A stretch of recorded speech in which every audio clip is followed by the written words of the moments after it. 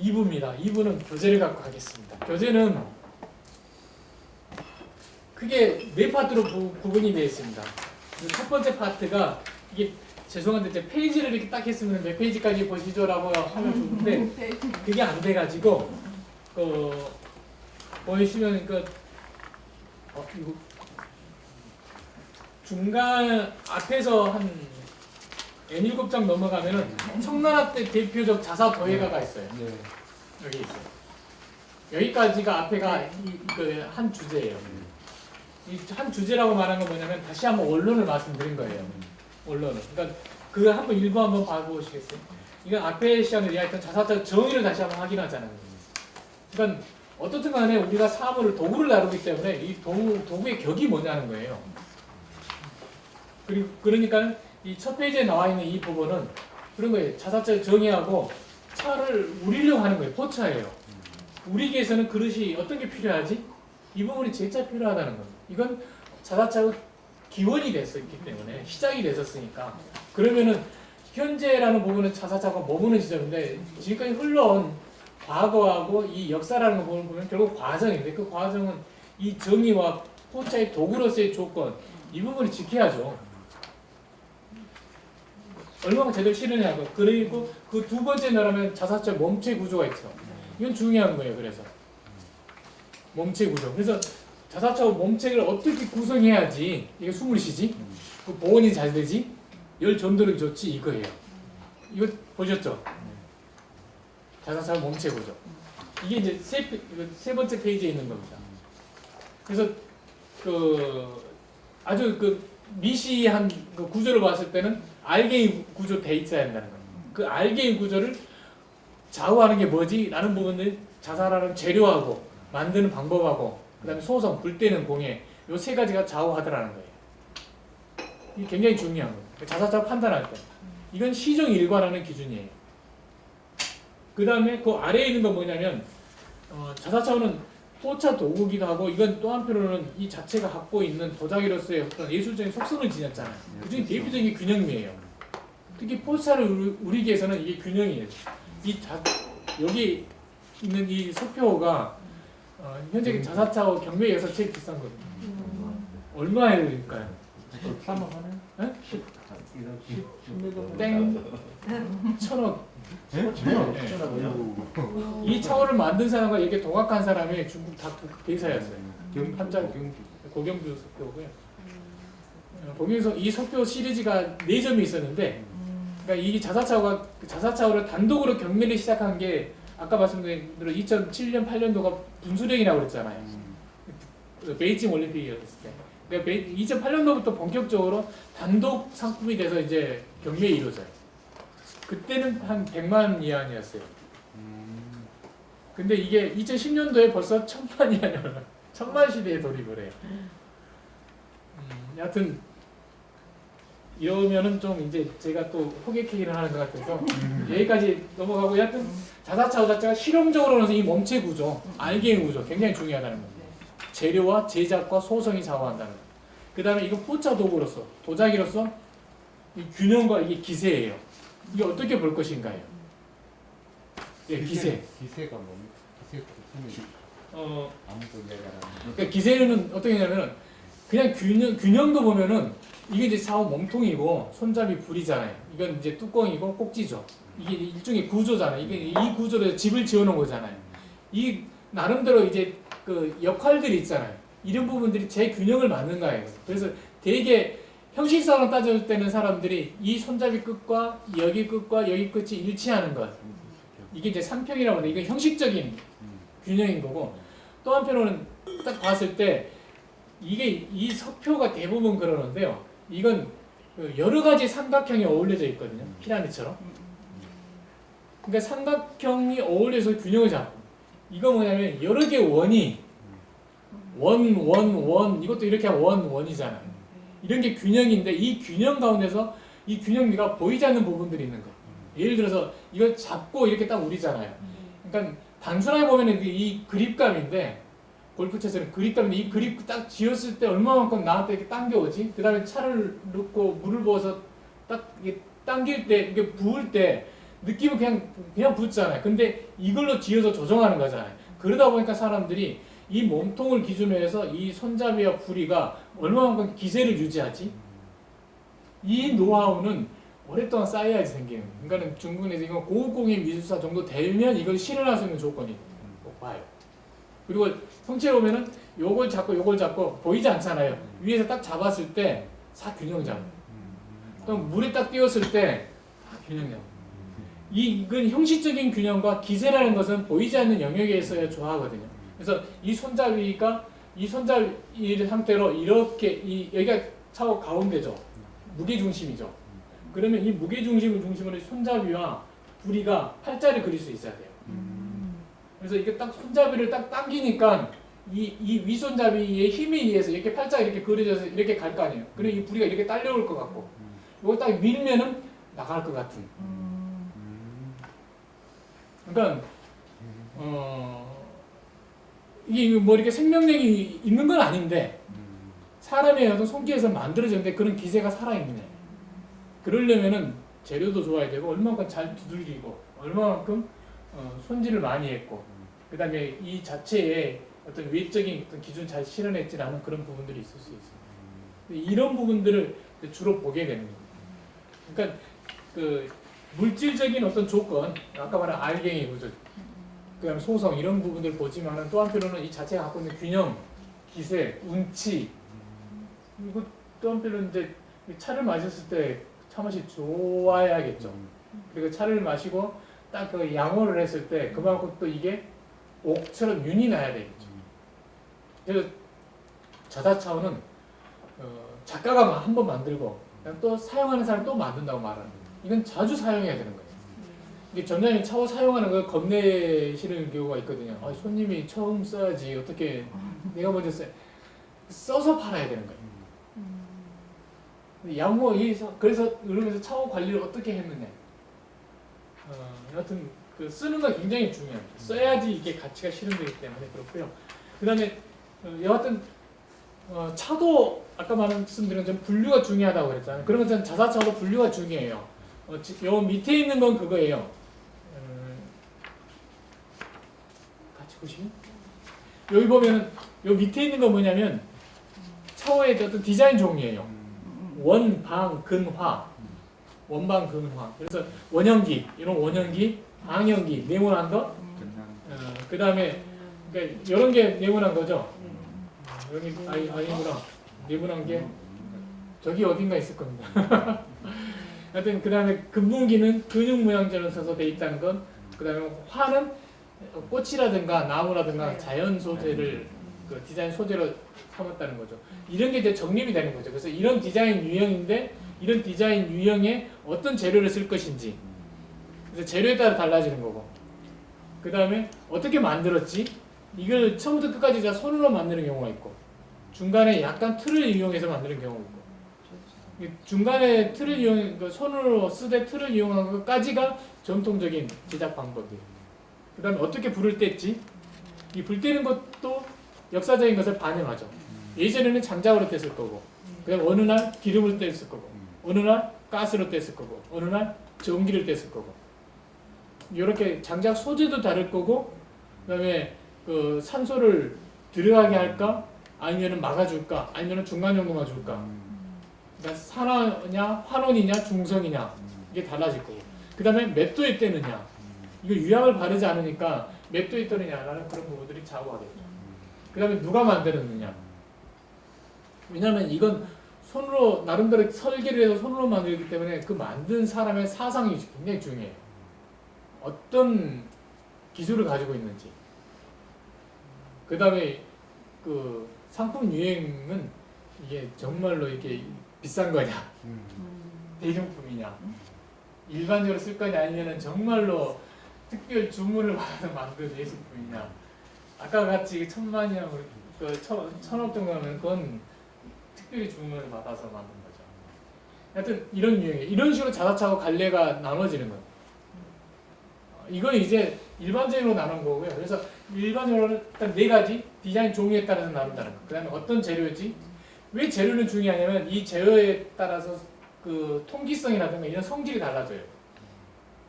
성질이 달라요. 그래서 어떤 재료는 그래서 각 재료마다 어떤 속성을 가지고 있지 이걸 또 알아야 되겠죠. 이제 갈 길이 멀게 되죠. 그러면 여기까지가 있고 그러니까 이런 여기까지 하고 난 다음에 이 자사차후 변화 발전이라고 했던 부분 여기까지가 이제 원론이에요. 전제예요.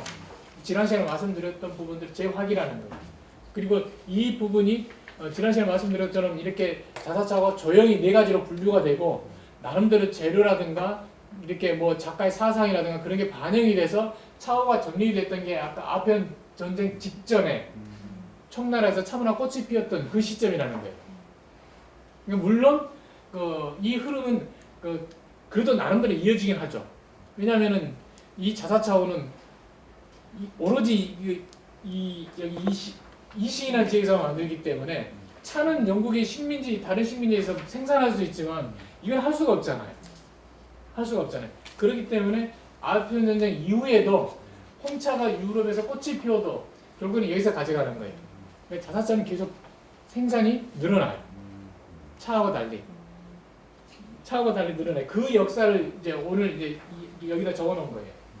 그래서 여기 호박전 생겼잖아요. 이게 위에 있는 것은 진명호의 대표작이에요. 여기 이제 청나라 때 대표적인 자사도예가 이게 보면 연도로 보면은 1850년 전이잖아요. 되게 직전이에요. 꽃이 피었어요. 그래서 해외에서 굉장히 인기가 있었어요. 그 다음에 두 번째 이제 이런 소표가 있는데 두 번째 요 소표가 있는데 이게 진만생이라는 사람이 만든 건데 진만생은 이것도 지난 시간에 말씀을 드렸는데 작가가 아니다. 유학자인데 도가 수행을 하는 유학자다. 그래서 차를 가지고서 양성에 대해서 굉장히 해박했다.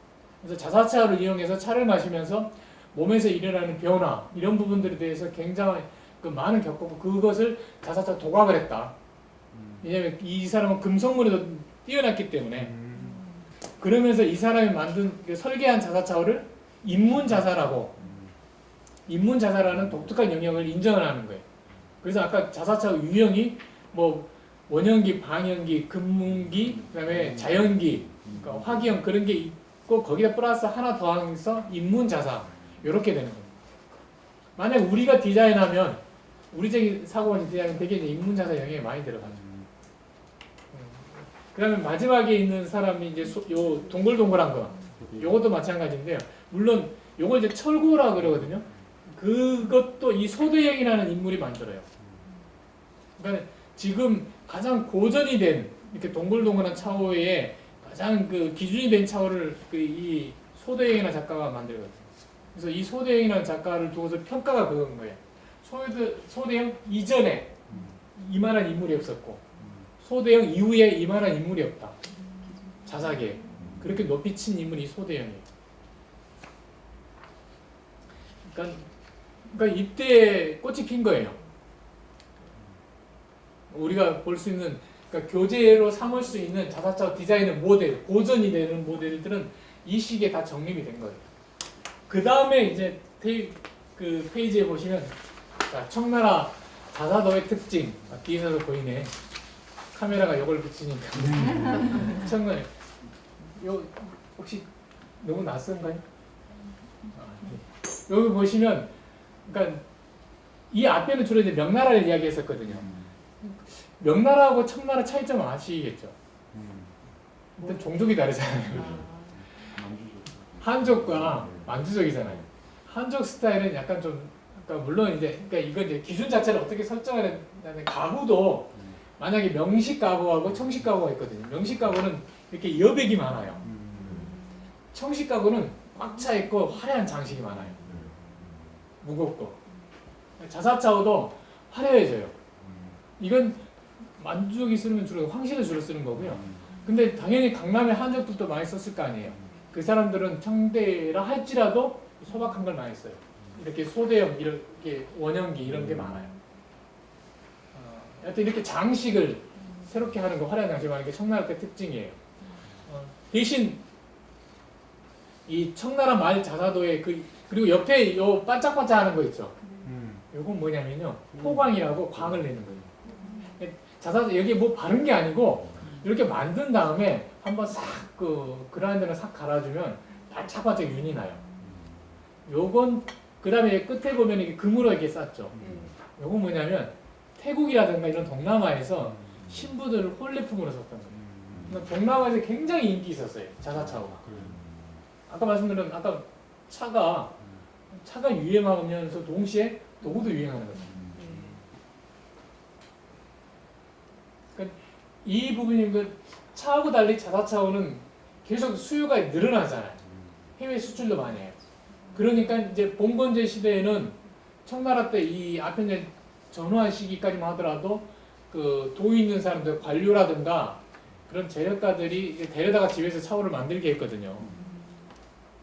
근데 청나라로 말에 들었으면서 이제 어떻게 되냐면 여기 이제 읽어보시면 돼요. 이제 이른바 말하는 자본주의 했던지 싹이 돋아나는 거예요. 자본주의 싹이 돋아나면서 그 어떻게 하면 상업자본 가게가 이제 상점이 생기는 거예요. 그런 상점에서 작가들을 고용하는 거예요.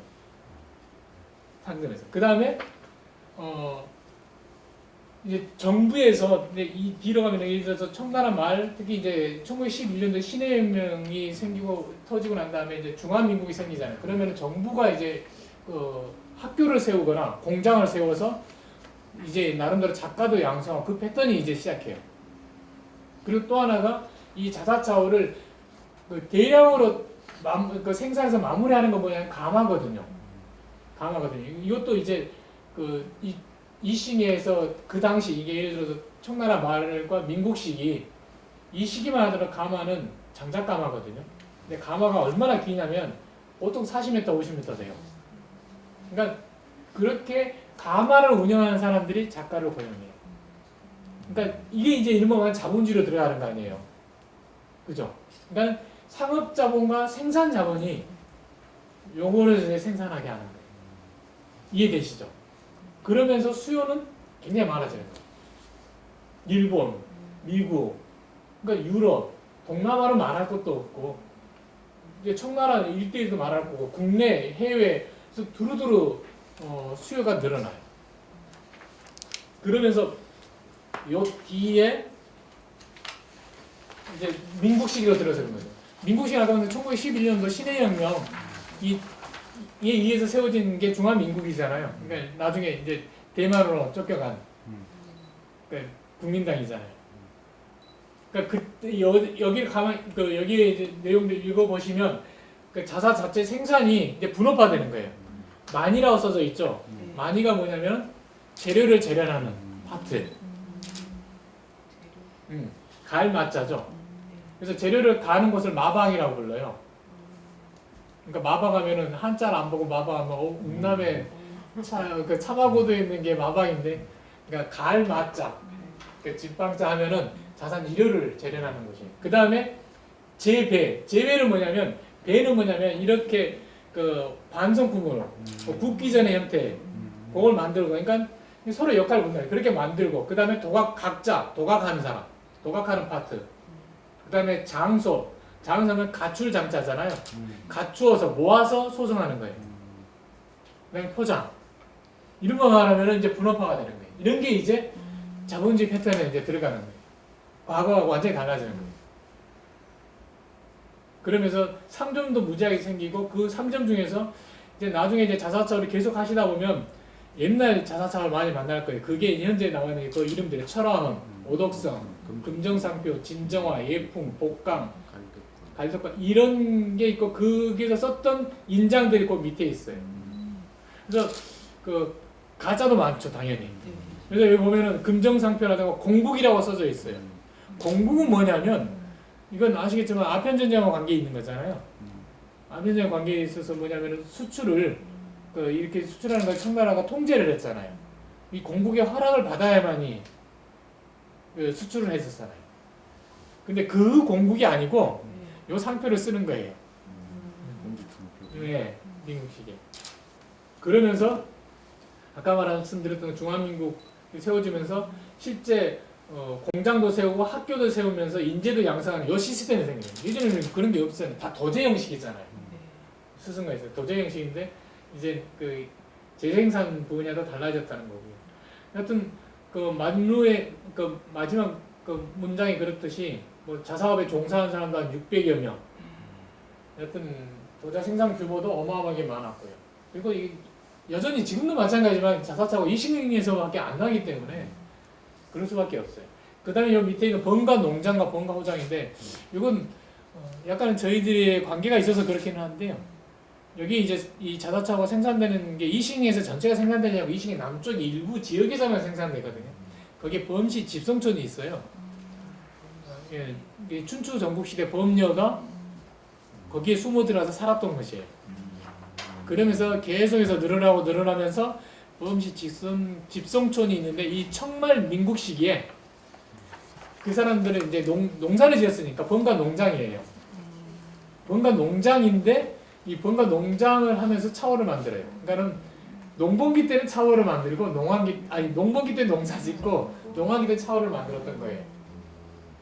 그 브랜드를 이 사람들이 번가 농장이라고 부르면서 브랜드는 밑에 보면 대생우라고 찍었었어요. 대생. 그러니까 범대생이라는 인물이 있어요. 그 대표적으로. 그래서 그 유명한 브랜드인데 그 브랜드를 계속해서 그러니까 다른 이렇게 상업자본하고 이게 가마를 중심으로 한 생산자본은 중국이 공산화되면서 사라져요. 당연히 사라졌을 거 아니에요. 근데 번가 농장은 범씨들은 거기서 사는 사람들이잖아요. 얘네들은 어디 안 가고 있잖아요. 나중에 민영화되면서 다시 부활을 해요. 그러면서 이른바 말하는 자사차오 중에서 유일한 백년 브랜드예요. 이게 그래서 저기 그 5대 전인, 그러니까 범대생의 번가 농장의 5대 전인이 저기 있는 차오들 중에 일부예요. 5대째 요거는 후손들. 저거요? 예, 그렇습니다.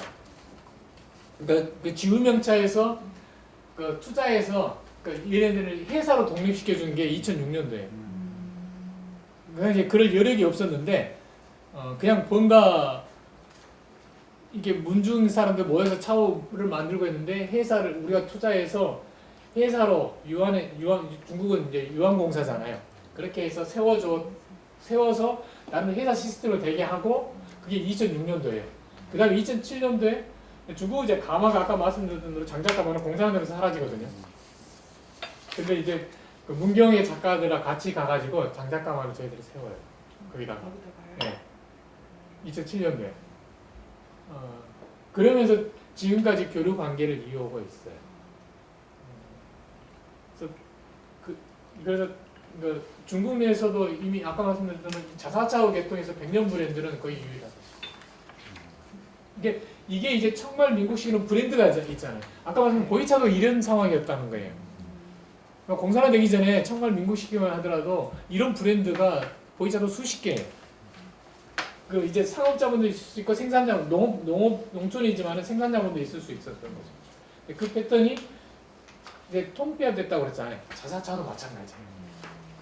자, 이게 이제 이렇게 보니까 재밌네. 근대 자사차원은 이제 시대를 약간 구분한 건데요. 시대 구분을 한번 봐보시죠.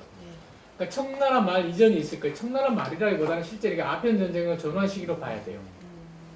근데 차 산업화가 달리 이 산업은 이식에서밖에 생산이 안 되기 때문에 끊임없이 생산이 됐다는 거예요. 그러면서 청나라 말 민국 시기에는 이게 자본주의적 패턴으로 상업자본과 생산자본이 주도하는, 그러니까 전국에 가게가 생기는 거예요. 특히 이제 상해라든가 광저우라든가 이런 어떤 그 교역이 활발한 지역을 중심으로 해서 가게가 세워지는 거죠. 거기서 작가들을 보면서 생산했다는 거. 그다음에 대량 생산의 어떤 그 마지막 그 종점 단계는 가마이기 때문에 가마가 나름대로 어떤 그 자본력을 갖고 작가들을 고용해서 브랜드화했다는 거. 이런 부분들이 이제 굉장히 활성화됐고 해외까지도 수요가 굉장히 많았다는 거예요. 차가 늘어났으니까 당연히 굉장히 호황이었다는 거예요. 근데 이제 1948년도에 이제 중국이 공산화되는 거예요. 그러면서 약간 근데 문제는 뭐냐면요. 약간 운남의 상황하고 좀 달리 이식은 남경 밑에잖아요. 지도가 여기 보시면 남경 바로 밑에잖아요. 남경이 여기 있고 이식이 있으면 남경이 여기 있잖아요. 그러니까 37년도에 남경 대학살이 일어나잖아요. 한 30만이 학살당했다고 해요. 이식도 당연히 피해를 받고. 그러니까 그때 37년부터 이 48년 중국이 말하는 해방이 되기 전까지 직전까지 이식 자사차를 못 만들었어요. 유일한 공백기예요. 유일한 공백기. 물론 그 이전에도 전쟁이 그 태평천국만이라든 그런 게 있어가지고 잠깐 했지만은 그래도 이렇게 10년 동안 이렇게 큰 공백기는 없었어요. 그러니까 그 다음에 이제 중국이 공산화돼서 해방이 되고 난 다음에 흩어졌던 작가들이 이제 돌아와서 나름대로 이제 조합을 세워서 우리 다시 해보자. 그때 이제 100명도 안 되는 거예요, 책. 이제 그런데 이제 1948년 이제 공산화 됐잖아요. 그러니까 아까 말한 대로 이제 중국은 새로운 사회 패턴으로 들어섰어요. 그러니까 처음부터 바로 통폐합을 못 해요. 국영 시스템으로 못 가요. 그래서 많은 의논들을 거쳤을 거 아니에요. 그러면서 이게 통폐합을 해서 한 게 58년도예요. 그게 그 세 번째 줄에 나오던 1958년 이심 자사 공예창으로 통폐합하는 거예요. 하나의 공장으로. 이해되시죠? 그러면서 그 이심 자사 공예창을 중심으로 해서 그 여하튼 개혁개방 1980년도까지 오는 거예요. 여기서만 수출할 수 있고 여기서만 만들 수 있는 거예요. 근데 이게 수작업이잖아요. 여기서 딜레마가 생기는 거예요. 이게 차하고도 다르잖아요, 이게. 이게 수작업인데 그러면서 여하튼 여기서 많은 이제 스토리들이 나오게 돼요. 근데 찍어내거나 아까 말한 대로 이제 산업화 되니까 분업화 되잖아요. 그러니까 재료 담당하는 거, 그다음에 디자인하는 사람들, 그다음에 샘플 만드는 사람들, 그다음에 몸통 만드는 사람들, 붙이는 사람들, 굽는 사람들, 포장하는 사람들 이런 식으로 정말 나눠지게 돼요. 그리고 몇 개 만들면 그냥 그 퇴근하기도 해요. 그리고 그렇다고 해서 많이 만들었다 많이 주는 것도 아니니까. 그러니까 그래도 이 이신자산 고객창에 들어가면 먹고 살 수가 있잖아요. 여기는 그래서 누가 막 들어가려고 했던 거예요. 인기 많구나. 근데 지금의 굉장히 유명한 대사들도 여기서 출신들이 전부 다. 그래서 이신자산 공예창을 지금 뭐라고 그냥 자산 1창이라고 불러요. 1창이라고 불러요. 그래서 이 시기에 그러면은 그래서 제가 자사차로 이야기할 때 보이차를 자꾸 비교로 드는데요. 그러니까 보이차가 홍콩이라는 이런 데서 주문 들어온 수출용 있죠. 그럼 품질이 당연히 좋겠죠. 국내용은 어떠죠? 중국말로 하면 마마후후예요. 그죠? 그래요. 자사차도 이원화가 되는 거예요. 수출용이 있고 국내용이 있는 거예요. 국내용은 드립다 찍어내는 거예요. 그러니까 기계로 찍는 게 그때부터 유행해요.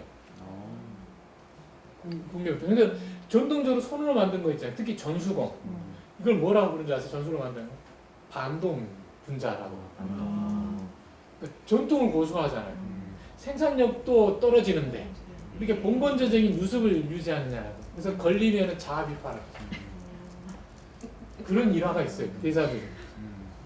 그래서 이게 분업화돼 있고 기계로 활용해서 찍어내는 시스템들이 도입되고 이 재료 캐는 것도 막 석탄 캐듯이 하고 그러니까 막 그런 식으로 됐던 게 이 통폐합된 자사공예창, 자사 1창이 나왔던 그 시스템이에요. 근데 여기 그러니까 그런 의미에서 보면은 그러니까 예를 들어서 국내 이게 그러니까 차인 분들이 대만이나 이런 데 가서 이렇게 사오는 게 많거든요. 이 문혁시계 차오를. 그래서 문혁시계 차오는 그런 거예요. 뭐냐면 정말 조악한 것부터 그다음에 수출용이었으면 좋은 거예요. 막 섞여 있는 거예요. 그래서 그걸 잘 봐야 되는 거예요. 대부분 조악한 게 많아요. 그리고 그 당시에는 뭐 대만이랑 관계는 적성 관계이기 때문에 직접 수출 못 하잖아요. 대만이 가져오는 건 전부 다 밀수죠. 밀수죠. 그러니까 그 당시에 그 58년도에 이렇게 통폐합한 상태에서 자사차를 수출하거나 그럴 수 있는 것은 공산국가예요. 공산국가. 그러니까 말레이시아. 그런 부분. 그래서 실제 그 수출이 그렇게 자유롭지는 못했어요. 근데 이게 이제 허물어진 게, 이게 없어진 게 아까 말씀드렸던 문화혁명 끝나고 개혁개방이에요. 그러니까 문화혁명이 그러니까 58년도 되면서 자사차오가 어마어마한 후퇴를 해요. 말씀드린 후퇴를 해요. 후퇴를 하고 이 부분이 조금씩 살아나는 것은 애화벌이가 되니까 문혁시기에 이제 중간 정도에 반성하면서 야 이거 돈벌이가 되는데 우리가 이거 좀 잘 활용하자 라고 해서 디자인이 종류가 다양해져요. 다양해져요. 그러니까 아까 말한 자연기도 막 등장하고 그 다음에 이제 그 차를 마시는 사람들이 심리도 좀 파악해요. 그래서 그 균형도 잘 맞고 그걸 좀 잘 만들어야 되겠더라. 당연히 반품 들어오고 그랬을 거 아니에요. 특히 수요가 많았던 게 일본이거든요. 일본에서는 말차만 마시는 게 아니거든요. 당연히 입차도 마셨을 거 아니에요. 그러면 당연히 필요했던 거고. 그리고 보니까는 동남아 쪽에서 차를 많이 마시니까. 그래서 조금 더 디자인도 다양하게 하고 또 잘 만들어요. 모양 중에. 그 다음에 이게 이제 완전히 이제 새로운 시대로 접어든 게 개혁 개방이에요. 그래서 아까 말씀드린 대로 이게 그 문호를 개방하잖아요. 문호를 개방했을 때 딱 1980년도에 이미 홍콩에서는 이미 알고 있으니까는 그 우롱차는 물론이고 보이차에 대해서 이미 홍콩에서는 매니아층이 큰 시장이 형성돼 있고 당연히 자사차오도 이거 보통 물건이 아니니까 거기에 굉장히 큰 매니아층이 있었단 말이에요. 그러니까 그 중에 한 사람이 이제 나게상이라는 인물이었는데 그 인물이 여기에 제가 어딘가에 써놨을 겁니다. 여기 뒤에 있는데요. 여하튼 요것만 설명해드리면 그래서 개혁 개방하면서 그 문을 열고 문을 열자마자 홍콩의 이 자사 애호가들이 이제 달려들어요. 이 자사 일창으로. 여기 밑에 이제 조기호라고 있죠. 조기호 개념은 뭐냐면 홍콩과 대만, 특히 대만에서 부르는 용어예요. 대만에서 부르는 용어예요. 그러니까 자사호 자체를 그러니까 중국 대륙용이 아니라 홍콩이나 대만에서 이렇게 차를 즐기던 사람들이 주문이라든가 쓰는 패턴의 차호들의 흐름을 말하는 거예요. 이게 밑에 여기 보면은 그 뭐 고천발 있죠. 고천발은 말레이시아 차 회사 이름이에요. 고탕파 이것도 그 일본이라든가 수출용 계열의 차예요. 오영호, 선표호, 청음 계열, 그러니까 10세코, 기원 이런 건 전부 다 뭐냐면 수출용 차호들이었어요. 수출용을 하면서 자사 일창에서 이렇게 이제 그 녹표 그러니까 뭐지 스티커를 붙이는 거예요. 녹표니 왜냐하면 스티커를 붙여서 수출하니까 그래서 녹색 스티커 붙여 있는 게 녹표기 시대 이런 식. 그러니까 이건 뭐냐면 해외용 자사차호에 대한 흐름이에요. 그러니까 정말로 그 해외 대만이나 홍콩에서 차호를 사서 가져오려면 이 흐름에서 봐야 돼요. 근데 이런 관점을 봐야 된다는 걸 말씀을 드리고 그 뒤로 이제 요 이제 민간 자사 시대에 들어가는. 아까 말씀드린 것처럼 그 자사차호 자체가 어떻게 하나의 공장에서만 생산되니까 그리고 도장도 개인 도장을 절대 못 찍으니까 근데 그런 상황에서 개혁 개방을 했어요. 개혁 개방 그리고 이제 특히 이제 보이차와 달리 이것은 한 지역 이싱에서만 생산되는 그리고 한 공장에만 생산되잖아요. 그러니까 얼마만큼 수요가 많겠어요 여기. 그러니까 수요가 늘어나는 거예요. 근데 그 이 공사가 되기 전에 앞에 이제 상업자본 민국식이 보셨잖아요. 다 부자들이잖아요. 공사를 한다면 이들이 누구예요? 이름만 말하면 부르자들 아니에요. 자본가 계급들 아니에요. 그러니까 문혁이 일어났잖아요. 68년도에. 문화혁명. 그러니까 58년 자사 일창이 세워졌고 그때 이들에 대한 탄압은 없었어요. 근데 68년도 문화혁명에서 이들이 대상이 된 거예요. 근데 자사 일창 이미 존재했죠. 여기 자사 일창 건물이에요. 여기 이미 자사 일창 건물. 자사 일창에서 그 사람들을 다 하방시키는 거예요. 하방이 뭔지 아시죠? 젊으신 분들은 모르실 텐데 가서 농촌에 내려가서 농사 짓게 하고 광산 내에서 아니면 목수하게 하거나 그러니까 정말로 이제 농촌에 가서 노동자 농민의 생활을 겪어보라는 거예요. 그러니까 5년 주기로 보내죠. 한 집에 한 명씩 꼭 가야 되고. 그러니까 이 청말 민초에 그걸 계승했던 그 상업자분 그 사람 다 가야 되는 거예요. 근데 딱 이제 문혁이 끝났어. 그러니까 이게 그런 그 공리가 나오고 이제 하는 그런 영화들 많잖아요. 문혁이 준 그 쓰라린 귀향이라든가 그런 제목들이 똑같아요. 이싱에서도 많은 대부분 작가들이 갔단 말이에요. 작가들이 다시 돌아왔잖아요. 그럼 이들이 이제는 그 장사는 잘 되고 자사차호에 대한 수요는 많고 그럼 자사 일창은 독점하고 있는데 그럼 이들이 자사 일창으로 갈까? 안 갈. 세우는 거예요. 그게 자사 일창이에요. 이창이에요. 물론 그 정부의 허락하에서 세워지는 거죠. 하지만 이제 독립적으로 또 하나의 회사 세워진 거죠. 그 다음에 요 이제 그 다음에 이 두 번째 줄에 고경주라고 있죠. 그러니까 자사 분야에서 제1호 국가 대사거든요. 아까 그 작품은 천억 천억. 경매 이분의 작품이죠. 96년에 돌아가셨는데 이분이 아까 말한 대로 그 걸려가지고 막 자아 비판하고 그런 거예요. 전수가 그런데 그 와중에 이 사람이 나름대로 이 전통 기계를 계속해서 개성해 왔었어요. 그냥 딱 개혁 개방했단 말이죠. 수요가 많아. 그다음에 이제 사람들을 가르쳐야 될 거 아니에요. 그래서 자기가 노트를 만들어요. 자사 노트를. 그리고 난 다음에 여기 말한 대로 자사 특예반을 운영하면서 체계적으로 이제 양성하는 거예요. 그러니까 그래서 고경주라는 인물이 굉장히 중요해요. 자사책을 이해하는데. 왜냐하면 1950년대부터 30년 동안에 단절된 거 아니에요. 그 단절된 걸 단조로 두지 않고 개성해 온 거예요. 그래서 고경주의 인물은 굉장히 중요해요. 인품이 어떻든 간에. 그리고 그 아까 말씀드린 문혁 시기에는 정말 탄압받던 시기였기 때문에 오히려 이 고경주 대사가 했던 일은 뭐냐면 그 옛날 가마트 발굴이었어요. 가마트 발굴하고 하면서 고고화 기주로 가요. 아시겠지만 이게 정치적으로 복잡하면은 옛날 거 많이 연구하잖아요. 그러기 때문에 그래서 대단한 그러니까 고고학적으로 연구를 굉장히 많이 했었고 그냥 자사의 어떤 전통적 체계를 정립을 많이 했었고 그 실제 후진 양성에 몰입을 했고 많은 디자인들을 정리했고 대단한 공헌을 한 인물이에요. 그래서 고경주에 대해서는 따로 공부할 필요는 있습니다. 정말. 그 다음에 세 번째 줄에 나와 있는 게 1980년 홍콩의 자사수장가 로어쿠이 시장 우리 말하는 나게상이죠. 이분에 의해 가지고 이제 자사차오가 획기적인 시대가 열리는 거예요. 아까 말한 실제 자사차오를 소비자가 주도했던 건 어디라고 그랬습니까? 홍콩이었잖아요. 이분은 홍콩의 재력가고 정치가예요. 홍콩 두유의 아버지거든요. 두유. 얼마나 돈을 많이 깼어요. 그리고 이 사람은 어마어마한 보이차 애호가예요. 이 사람이 이분이 이제 자기 제자하고 제자는 지금도 살아 있는데 아이고 같이 이제 개혁 개방하자마자 바로 이 자사 1창으로 가는 거예요. 그래가지고 이제 주문을 하는 거예요. 그래서 이 자사차오를 그러니까 아주 고전적인 디자인을 한 몇 가지 딱 정해놓고 그 다음에 실력파 작가들을 선정해라. 그리고 이 도장 여기 밑에 도장을 중국 의흥이라고 찍지 말고 만든 사람 도장을 찍어라. 만든 사람 도장을 찍고 그리고 반품을 받아줘야 된다. 이게 이런 게 시장 논리 아니에요. 근데 자사 일창에서 이제 당황하는 거예요. 이런 일이 없는데 제일 당황한 게 뭔지 아세요? 반품? 음. 도장 사진은? 가격. 그러니까 가치 개념이 그러니까 그 자기들 입장에서는 제로 캐면은 노동이 얼마가 들어가 다 계산이 나와. 근데 이제 이렇게 주문했는데 그럼 이거 얼마나 해줘야 돼? 이거 갖고 굉장히 긴 토론을 해요.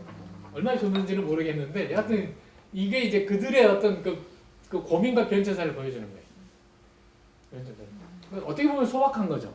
순수한 거죠.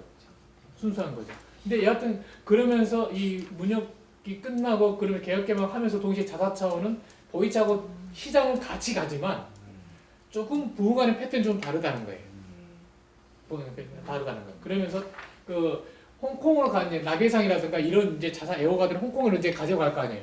어떻게 하죠? 우리 식이에요. 도록을 내고 행사를 하고 작가들을 불러와서 시복을 보이게 하고 강연을 하고 하면서 이른바 말하는 동남아 일대, 홍콩과 대만 일대 자사 작가, 자사 이제 예술 작품들에 대한 붐이 조성되는 거예요. 본격적으로.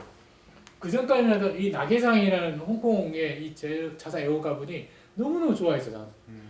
근데 이 그 청나라라든가 이때 정말 예술품들을 유럽 애들이 많이 가지고 갔단 말이에요. 그래서 돌아다니면서 300여 점을 수집해요. 자기 돈 들여서. 그러면서 그걸 이제 홍콩 정부에 기증하고 그게 홍콩 공원에 세워진 홍콩 차고 문물관이에요.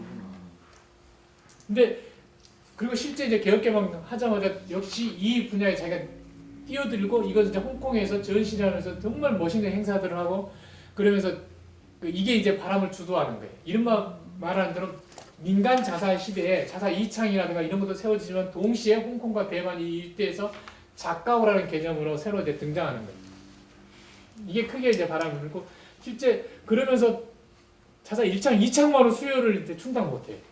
3창 세워져, 4창 세워져, 5창 세워져, 그다음 분창도 세워져. 이때까지 만약 이 창들은 뭐죠? 여전히 구경창이에요. 국영창이요. 여기 이제 그런 부분들에 대해 해놓은 거고 해외에도 한 50여 개 국가로 수출됐고 어마어마하게 번성한 거예요. 근데 이게 감당이 안 돼. 국영 시스템이. 그래서 결국에는 보이차도 그런 것처럼 이제 이런 비슷한 패턴이 보이차도 이제 자사창은 1창은 이제 97년도에 민영화해요. 그러면 여기 자사창 여기 일부만 있는데 여기 안에 작가들 얼마나 많겠어요. 아시겠지만 자사창 만드는 것은 요만한 공작대에서 이렇게 두들겨서 만든단 말이에요. 그러면 여기에 방이 무지무지하게 많아요. 그게 이제 뭐 각각의 하나의 회사가 되는 거 아니에요, 이제. 각각의 회사. 그러니까 자사 일장은 이름만 남는 거. 관리 회사가 되는 거고 각각 이제 독립하는 거예요. 근데 이 작가들이 언제 회사를 해봤어요? 언제 어떻게 영업을 하고 어떻게 홍보를 하고 어떻게 주문을 받아요? 그러니까 바로 독립하지 못한다는 거잖아요. 그러니까 97년에 민영화 했다 하더라도 이 부분이 회사 시스템으로 전향하는데 최소한 10년의 세월이 걸리는 거예요. 그러니까 이 과정에서 그러니까 대기 이 무렵에 일본이나 홍콩이나 대만에 이제 이 홍콩 자사 애호가들이 많다고 그랬잖아요. 근데 들어가서 이제 직접 투자를 하거나 합작 투자를 해요. 근데 이 사람들은 가서 정말 많이 들어가거든요. 회사 형태로. 민영화 됐으니까. 근데 이 사람들은 굳이 회사만 세우는 타사차만 그냥 가져갈 뿐이에요. 그러니까 일본에서도 굉장히 그 도자기 회사를 많이 세웠어요. 대만도 마찬가지고. 홍콩도 그렇고. 그러니까 이 90년대 중후반부터 2000년대 초반까지가 그런 시기예요. 근데 이게 뭐가 터지죠 이때? 90년대 중후반, 98년도에 이게 아시아권이 IMF 가라앉아 버리잖아요. IMF. 그러니까 큰 시장이 가라앉아 버리잖아요.